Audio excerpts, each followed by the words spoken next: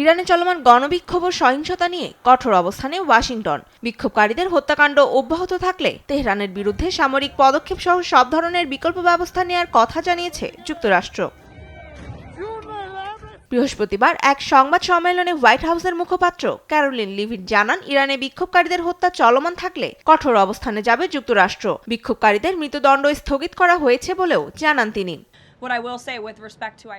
যুক্তরাষ্ট্র ইরানের পরিস্থিতি নিবিড়ভাবে পর্যবেক্ষণ করছে। গতকাল ৮০০ মৃত্যুদণ্ড কার্যকর হওয়ার কথা থাকলেও তা স্থগিত করা হয়েছে। বর্তমানে প্রাণহানির সংখ্যা অনেকটাই কমে এসেছে। তবে যদি হত্যাকাণ্ড অব্যাহত থাকে, যুক্তরাষ্ট্র কঠোর ব্যবস্থা নেবে।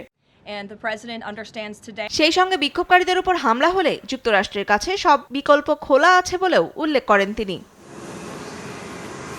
এদিকে বৃহস্পতিবার ইরানে চলমান প্রাণঘাতী বিক্ষোভ নিয়ে জরুরি বৈঠক করে জাতিসংঘের নিরাপত্তা পরিষদ। বৈঠকে ইরান প্রতিনিধি গোলাম হোসেন দার্জি বলেন, ইরান কোনো সংঘাত চায় না, তবে যুক্তরাষ্ট্র হস্তক্ষেপ করলে আন্তর্জাতিক আইন মেনে সমুচিত জবাব দেবে তেহরান।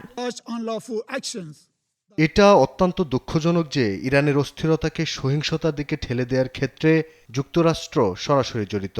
ইরানের অভ্যন্তরীণ বিষয়ে হস্তক্ষেপ করা, বিক্ষোভকারীদের সমর্থন করা, ইরানের বিরুদ্ধে শক্তি প্রয়োগের হুমকি আন্তর্জাতিক আইন এবং জাতিসংঘ সনদের একটি গুরুতর এবং স্পষ্ট লঙ্ঘন। এর জবাবে যুক্তরাষ্ট্র প্রতিনিধি মাইক ওয়াল্টস ইরানি সরকারের দমননীতির কঠোর সমালোচনা করেন। সেই সঙ্গে ইরানি জনগণ আগে কখনো এত দৃঢ়ভাবে স্বাধীনতা চায়নি বলেও উল্লেখ করেন তিনি।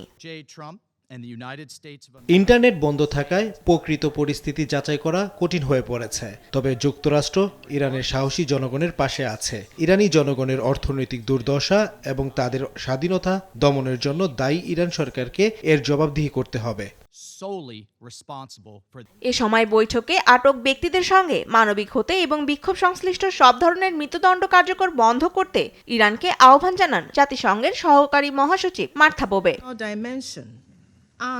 এর আগে বিক্ষোভকারীদের মৃত্যুদণ্ড কার্যকরের কোনো উদ্দেশ্য সরকারের নেই বলে নিশ্চিত করেছে ইরানের পররাষ্ট্রমন্ত্রী আব্বাস আরাকচি। এদিকে ইরান ইস্যুতে মার্কিন প্রেসিডেন্ট ডোনাল্ড ট্রাম্প কিছুটা নরম হওয়ার ইঙ্গিত দিলেও ইরানের ওপর নতুন করে নিষেধাজ্ঞা আরোপ করেছে ওয়াশিংটন।